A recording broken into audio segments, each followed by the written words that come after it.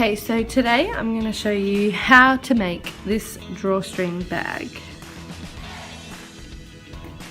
Okay, so the first thing you need to do is you need to get the paper pattern, and using paper scissors you need to cut around the solid line of the paper pattern.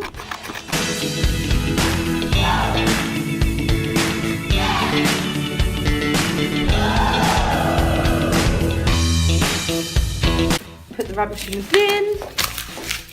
Right, now there's a couple things on the paper pattern that we've got to take note of. So this dotted line is the stitching line. So wherever this dotted line is on the paper pattern, that's where you're going to be stitching on your fabric. This is our grain line here, and we want to make sure that when we place this onto the fabric that this is parallel to the selvage. And it also says on the pattern to cut two, so we need to make sure we cut two pieces of this. The easiest way is to fold your fabric in half. This is the fold line and the casing placement line, which will be important when we come to creating our bag. So the fabric I'm going to use is this one. You want to choose one that's not too thin or see-through, but you also want to make sure that it's not too thick so that it's going to be really hard to sew through. Okay, so see this line here, how it's got little holes in the end there, you can see that? That is our selvage. I'm just going to get my fabric. I'm going to fold it in half because we want two. I'm going to make sure that my selvage is lining up with each other like that. And I'm going to place my pattern on top, and I'm going to make sure that this straight of grain line is parallel with the selvage. Okay, then I get some pins, and I'm going to actually pin my paper pattern onto the fabric. And I'm going to make sure that when I do this, I don't push the pin all the way through, just push the pin through like about halfway and then bring it back up.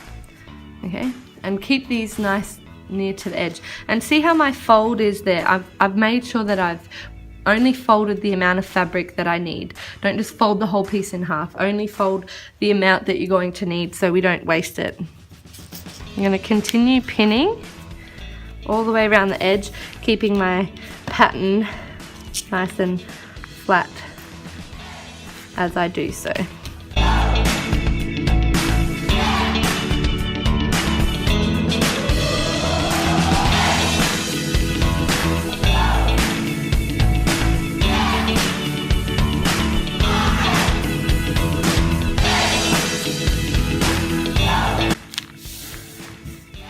Okay, so now that I've pinned it down, we're going to get my fabric scissors.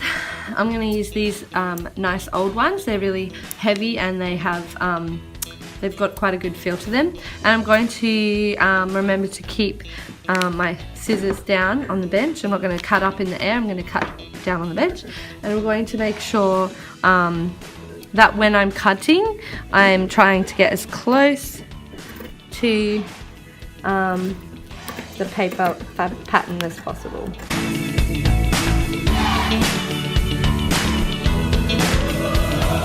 Now this piece, it's not big enough to use for anything else, so I'm going to throw that out.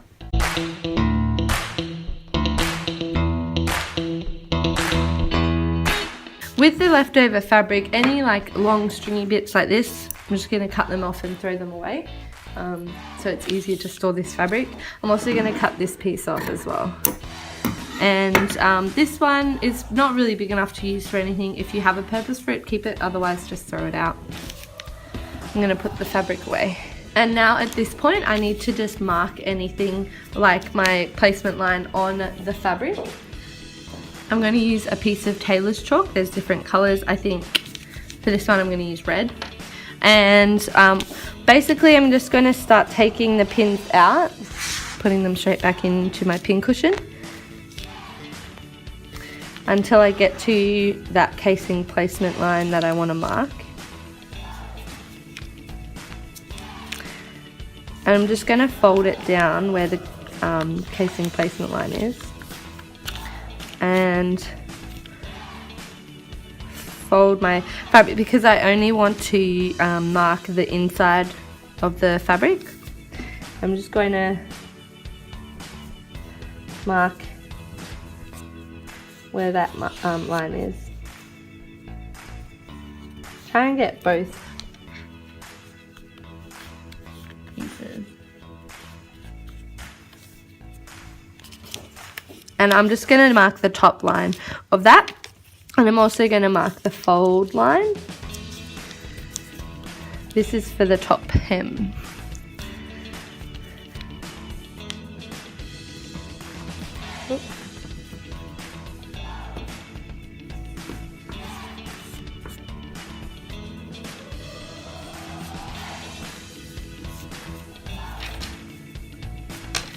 So that's marked as well on that side there. Okay, so I've got those marked. I'm going to continue taking the pins out. When I've taken all of my pins out, as soon as I've done that, I need to mark the pieces with my initials. So I'm going to again do that on the inside, so don't do it on the nice side that you want to show on the outside. You're going to open up your pieces like this, and using the Tailors Chalk, just put your initials, like for example LC, like that is mine. And hopefully this means that no one is going to accidentally start cutting into your fabric or use your fabric, because they'll know that it's yours.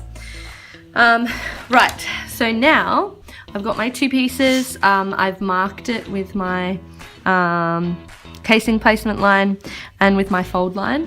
Now I need to go all the way around the edge, and we're going to do a zigzag stitch all the way around the edge to help the fabric to stop it from like fraying. See how these pieces of thread are coming away if we do a zigzag stitch, or if you have an overlocker, but we're going to do the zigzag stitch today.